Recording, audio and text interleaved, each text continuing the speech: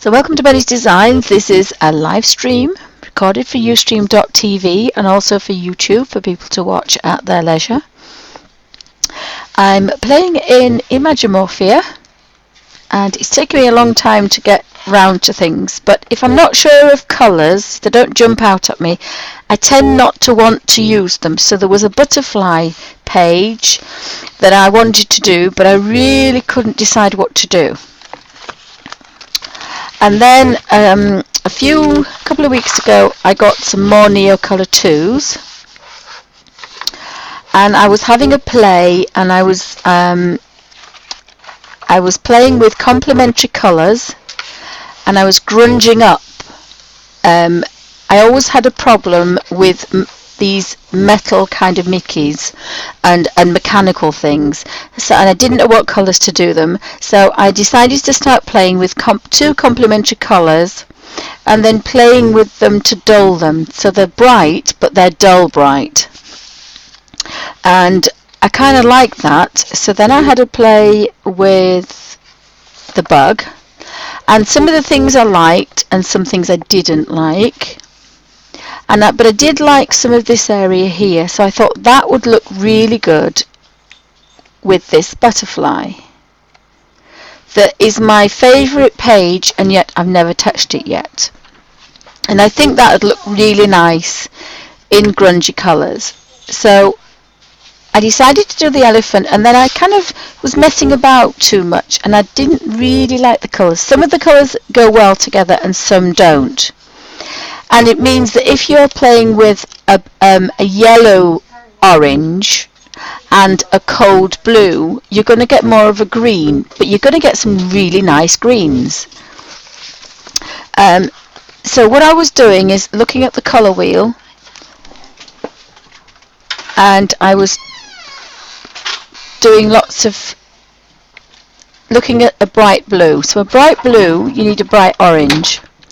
But if you have a blue violet, like a French ultramarine, then if you don't want to add an orange, a reddy orange, you want a yellowy orange or a cadmium yellow or a gamboge.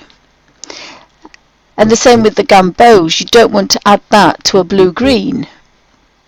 So I've been playing about with complementary colours, and I ended up with about 12 colours, but I have put them back now.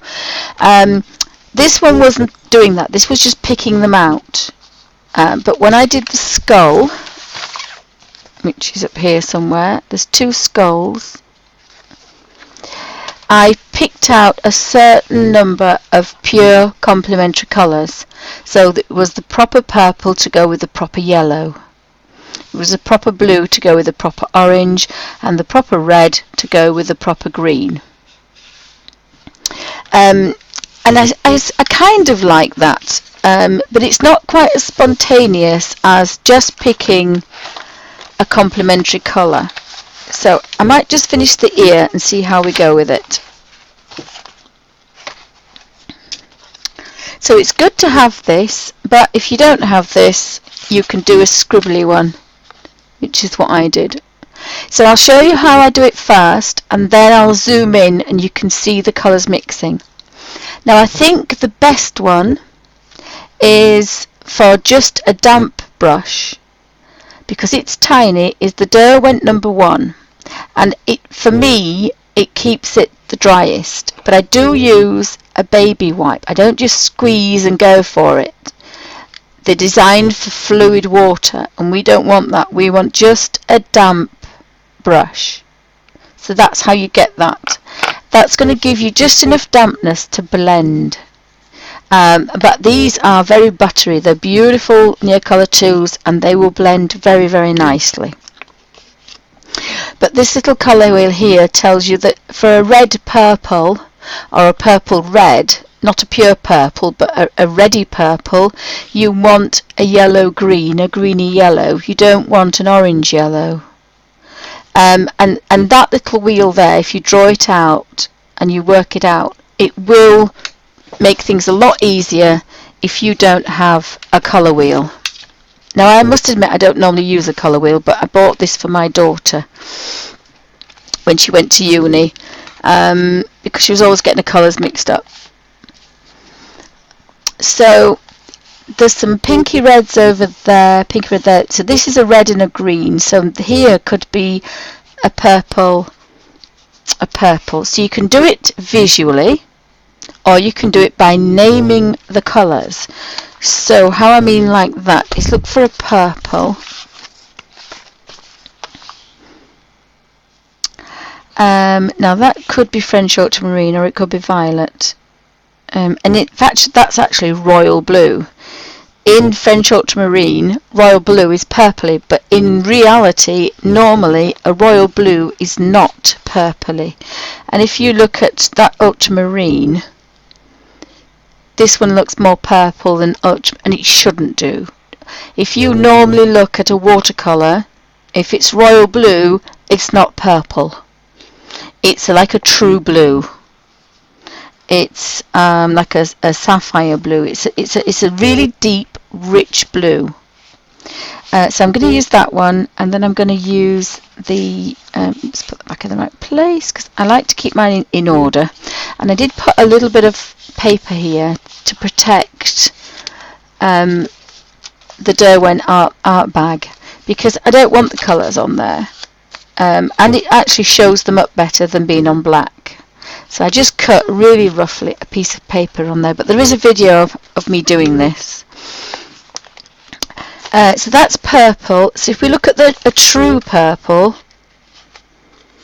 we need a true yellow.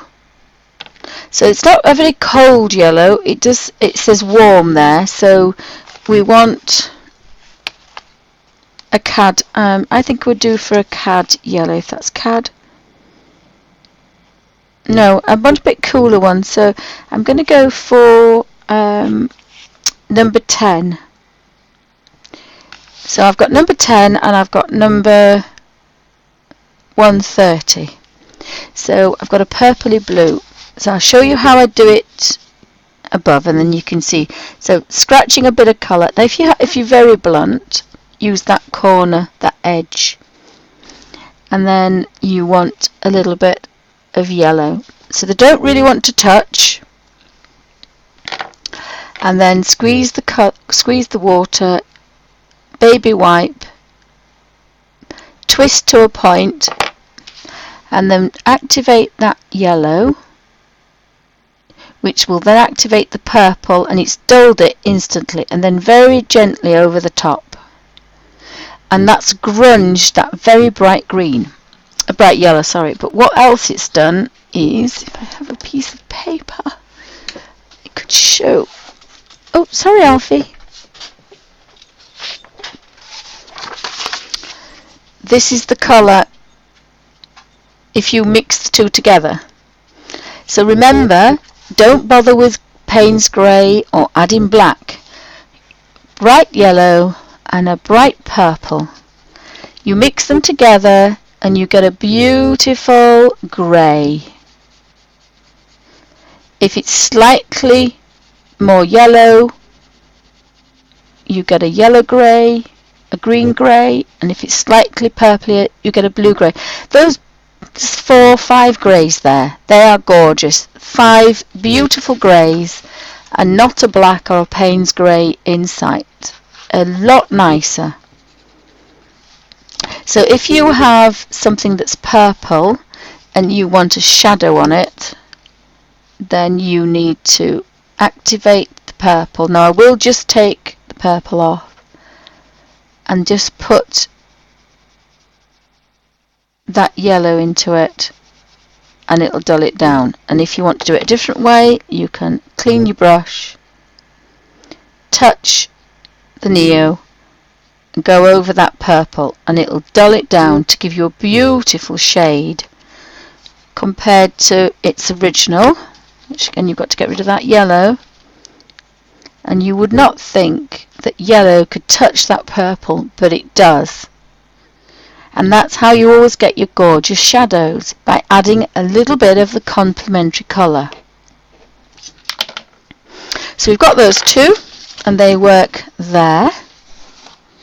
So we can now go for an orange, and I'm going to use, now that's actually a red. I might use the flame orange, I think. Flame orange. And I did use the French ultramarine, I think.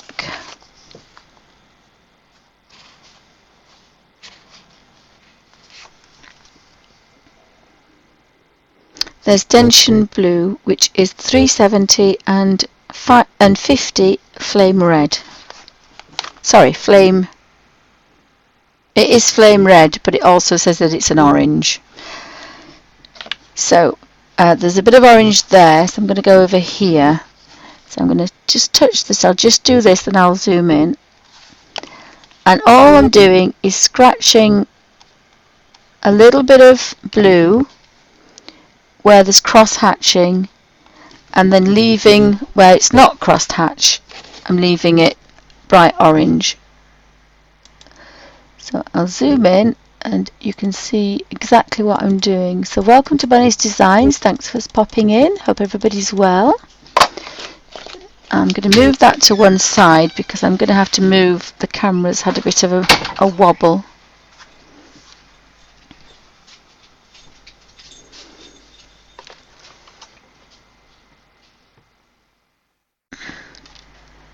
So I think that's okay. So again, squeeze the brush, clean brush, twist, activate that orangey yellow, that orange first, and then go into the blue. And the orange is on that brush, so it's going to take that blue, knock it back, and then just very gently once go over the orange. So you've got a tiny bit of bright orange, but most of it's dull. And then to show you what that looks like, you have got a grey-green. And the reason you've got a grey-green is because that's a cold blue, and in here we have an orange. So in here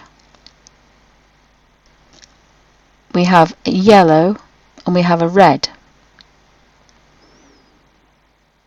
So we've got three perfect complementary colours together, and that's why you have a grey.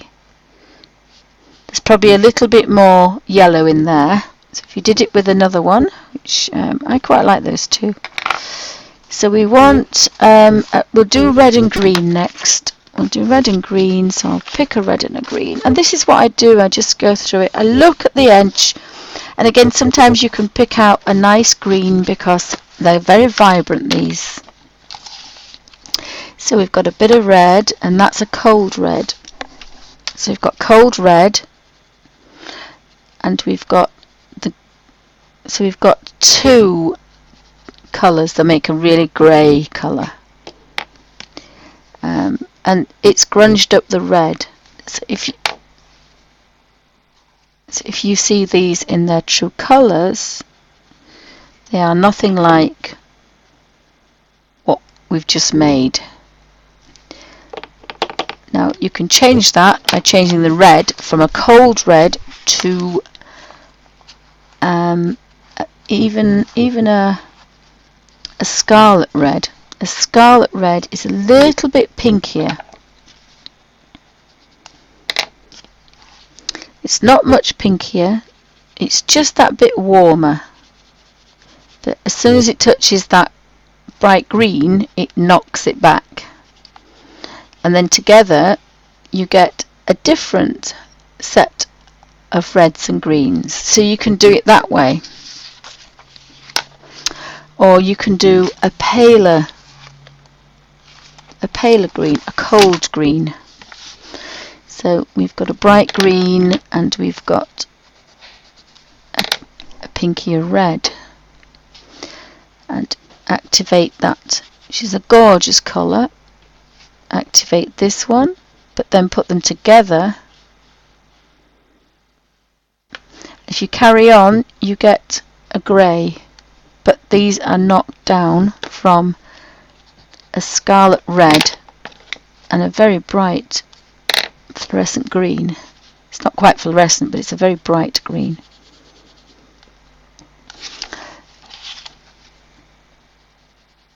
But if you mix them together, you'll get a red-grey.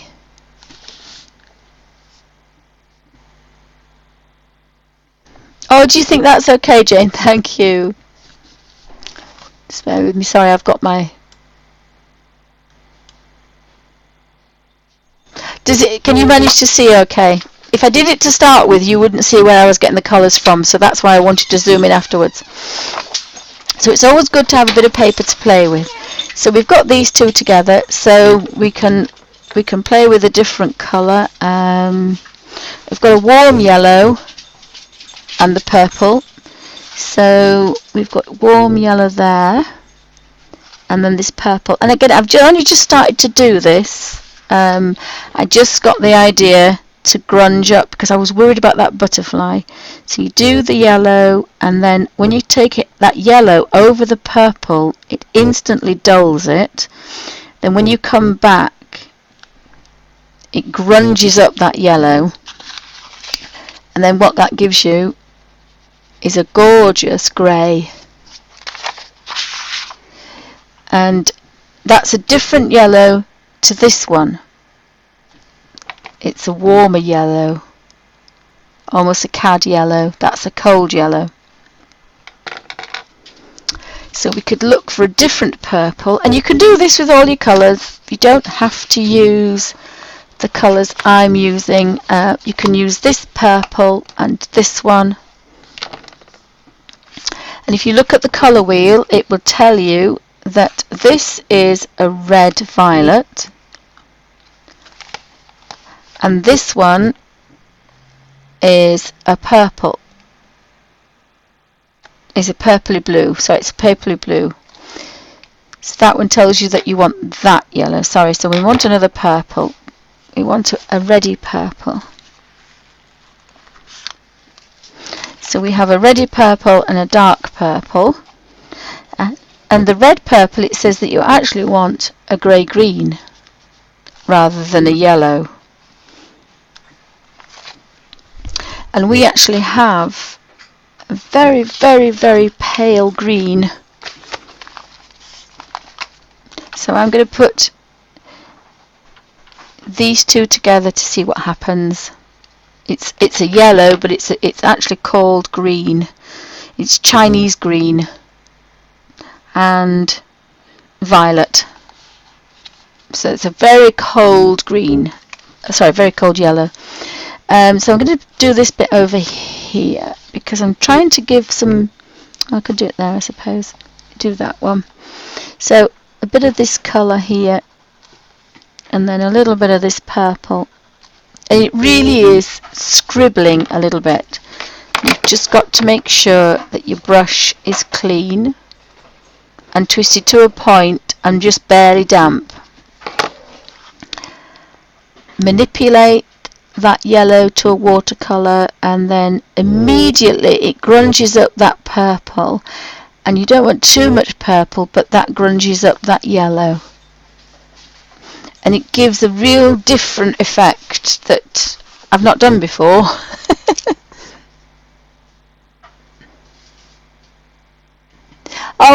Oh, that's good. Jane says she's always been scared of this book. If you're scared of the book, do what I do, photocopy something. Oh, I did play with the skull pages because I didn't really like them. Now there will be a grey colour on there, but again, look at all these gorgeous greys we're making.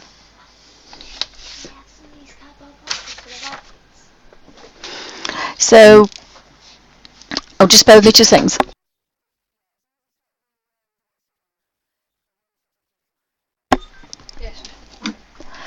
Oh, we could have a bunny camp, couldn't we? Because the bunnies have grown. Oh, sorry, darling.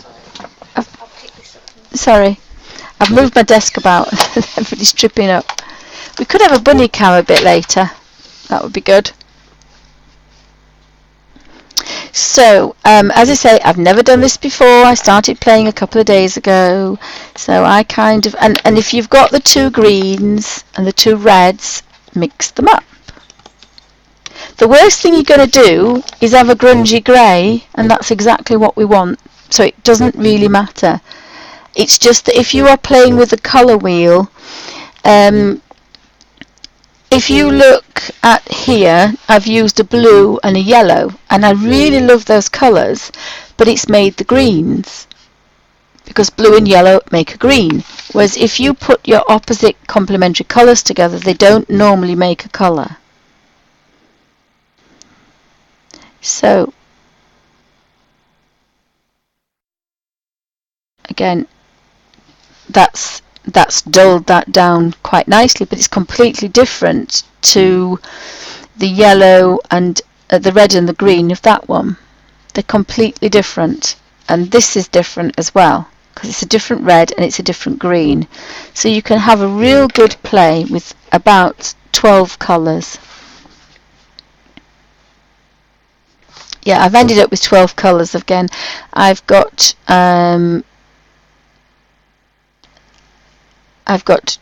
2 reds and 2 greens. So I've got 2 reds and 2 greens, 2 yellows, 2 purples, and 2 yellows and 2 blues.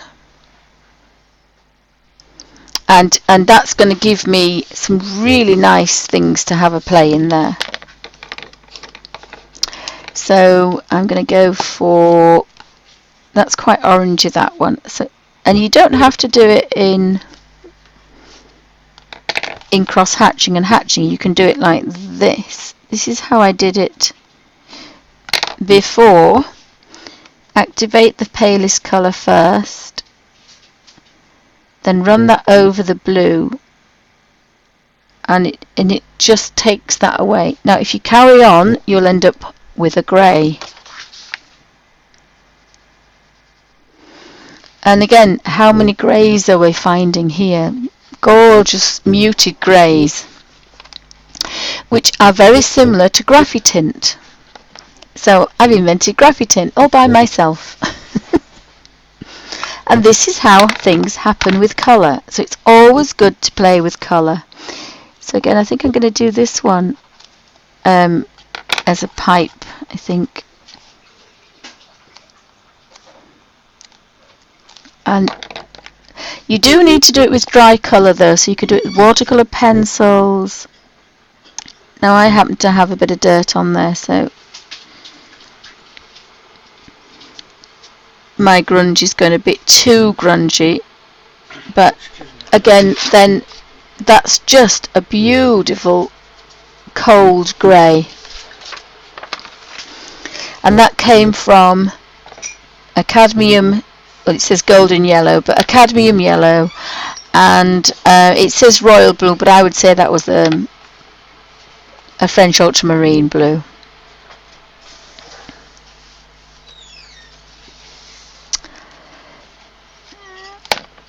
So I think we're going to have a bit of red and green going around there.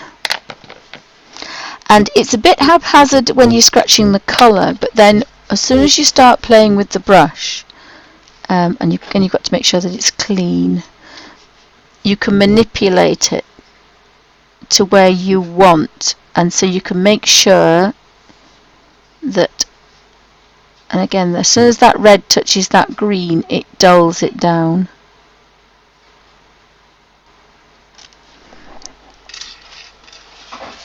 And then we can see on here, we've got a grey-green.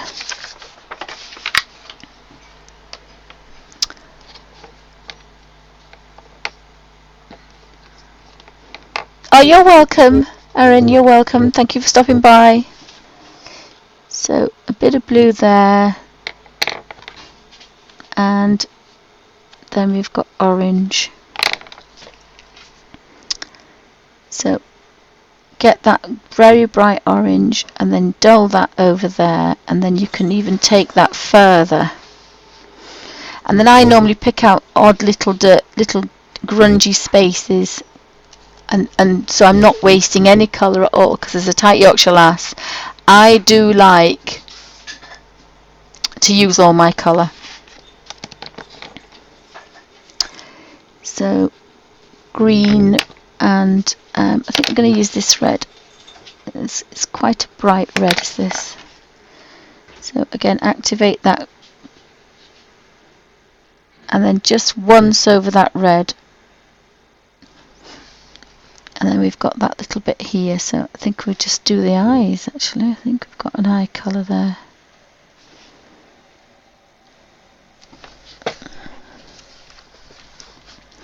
And I like this way because, as I say, I panicked when it came to mechanical bits and pieces and I never knew what to do. So this way I can decide exactly, and you can pick a different yellow. It's normally better to do yellow over purple, and then that yellow immediately dulls down that purple, and then one stroke backwards has dulled that one down, and that means that you haven't got that bright yellow. But I've still got a little bit of colour on here, so again I could go over something else, and I've got a bit of a grungy, kind of a dark browny grey. Yes please. So it doesn't take long to actually get going. A bit of blue there.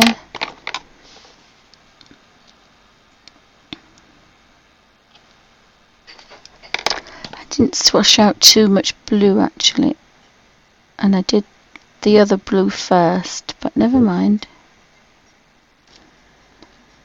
Sometimes that's quite nice, and that's given me a green grey. So whichever is the dominant colour is whatever grey you're going to end up with.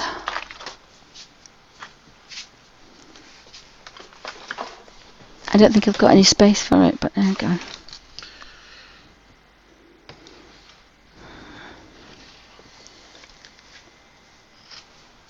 Thank you.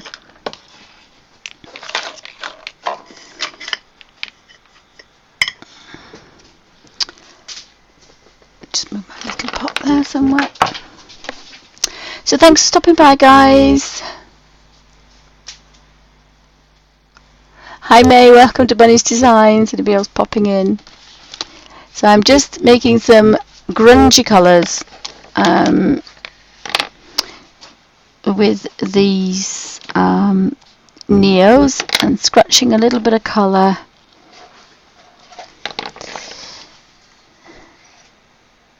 So if I do the bright red kind of first,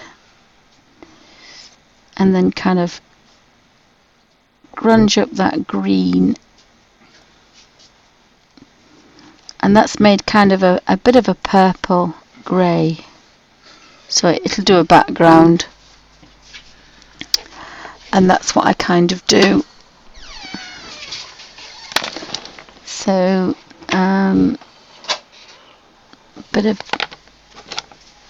if you do see what other orange we've got. I've got a different orange. I've got kind of a, this one is a saffron, so it's a kind of a different orange, but you'll see it does different things.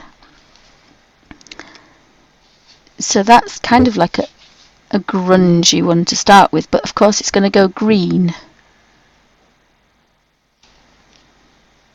It's going to dull up and go green.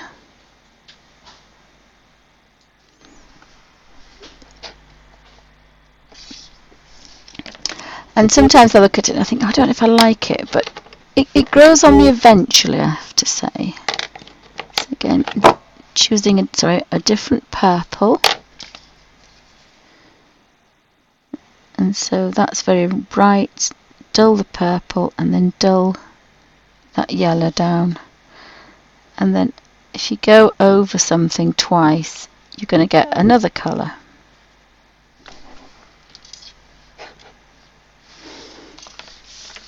So I wasn't sure at first, but and it's a fairly quick way to work as well. That's the other thing I really liked about it. Sometimes I like to spend a lot of time, and other times I don't. So the colours grow on you eventually.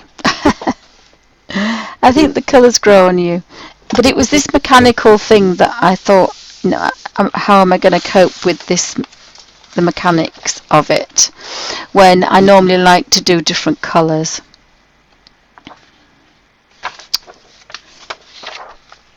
So we've got the train here, so let's have a go with the train. I think we're going to do a red and a green train, and I think we're going to go with these two. I don't know.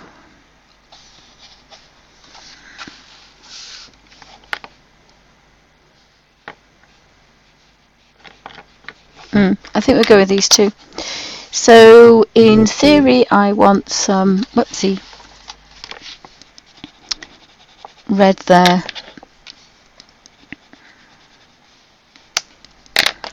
And green there. Excuse me. Now it's a bigger space. So I'm going to use the number 2 Derwent brush, because it's a bigger space, but it's wetter, so you've got to make sure that you clean the brush and you twist it to a point. Now the way I've found that the more you bend the brush, the more water you get. The gentler you are just using the tip, the least water you get. And that's the only way I can describe how I keep it kind of fairly dry. So if we manipulate this red to make it a really gorgeous bright red engine,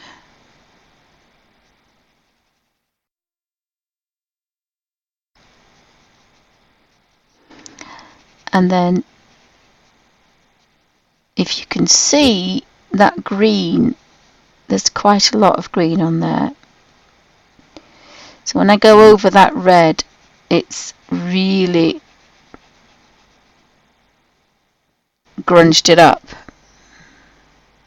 But we still got bright green. So what we can do is clean the brush, because we've got that gorgeous colour. We can touch a bit of this red, not much, but a bit, and then just go over the green, and that's going to give you a grunged up green. And to prove we have a nice grey, we've got a nice grey. If you go over it too many times, you will end up with a single grey colour.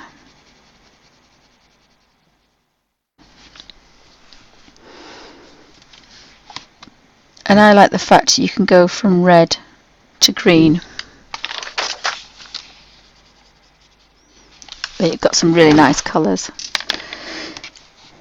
So more red and a little bit of green under here now.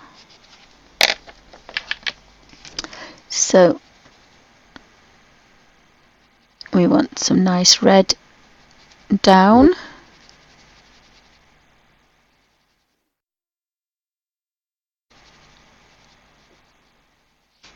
And then activate that red onto that green and then take that back up.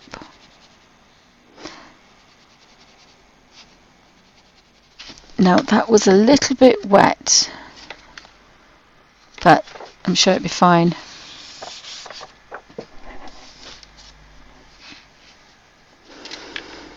And again, we've got a warm grey.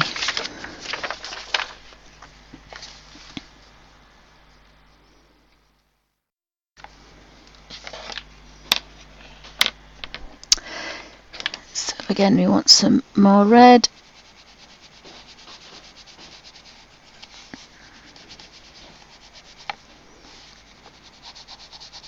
But there's no reason why you couldn't scratch all this colour in and put either a piece of photocopy paper or put some greaseproof paper or some tracing paper between, and then when you're out and about and you just have your water brushes, the colour's already scratched on for you. You can then just play. As long as you put the green in as well, would be an idea, would it not?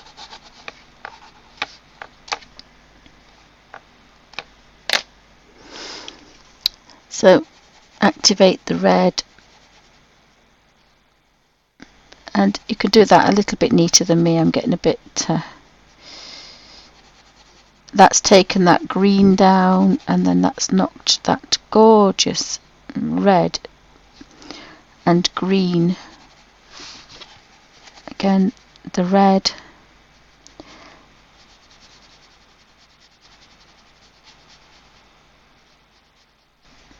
and you do need to clean your brush, otherwise, oops, that's far too wet, whoopsie. I squeezed it before I dried it. Now, it's not going to bother me, but it will make your page buckle a bit if you do that. But if you're not bothered about it, that's fine. And the more you go over it, the more you're mixing it. So if you want a big contrast, don't mix it too much. But you can't touch it more than once or twice, because it's okay now, but it doesn't like too much. So we want the red on top, going to there, and then we want the green.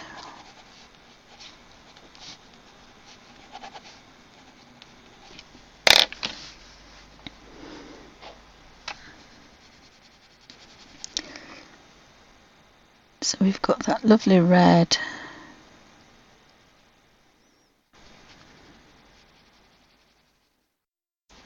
We can take that green,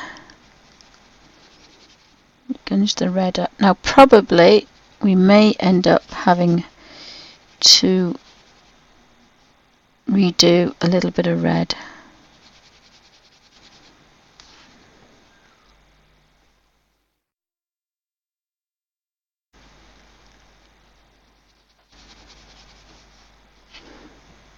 And one layer has just made that a little bit darker.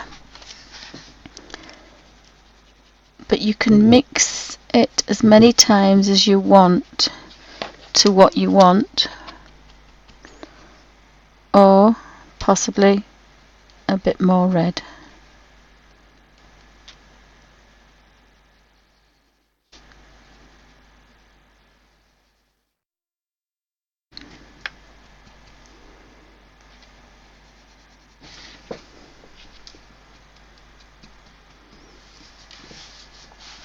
I think they had black funnels in those days, didn't they? So thanks for stopping by, everybody. I hope everybody's okay and having a good natter. So we're going to go a bit of that in there, and then a bit less red there. So we've got red.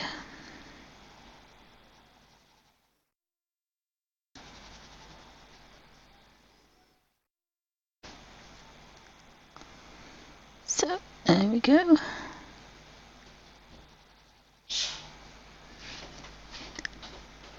So I think we can do these pipes. Actually, the grey, which is a complete colour between one and the other. And we can make that a nice grey. So we've got red and we've got green. And we can mix that together to make, now that's a grey green at the moment.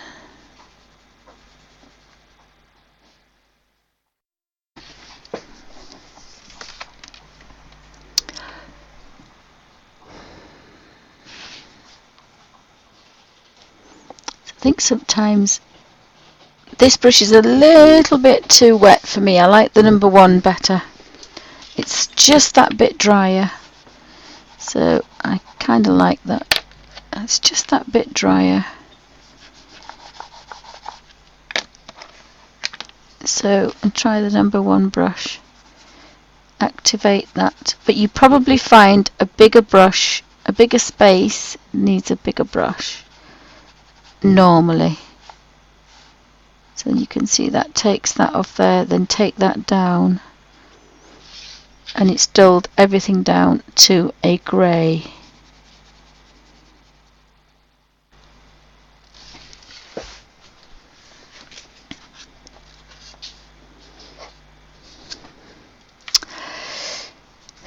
So let's have a look.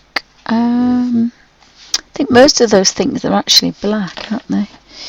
I'll just put a bit of green there, and put a bit of red.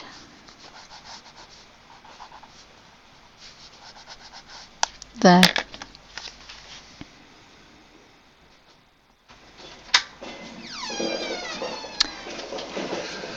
Oh my goodness me. I don't know what's happening, so I need to stop recording in a minute. So thanks for watching. Just finish this bit off here. This looks quite dark purple, so I think that looks okay. Can I just say thanks for watching, and that's the first part of our grungy train. Thanks for watching.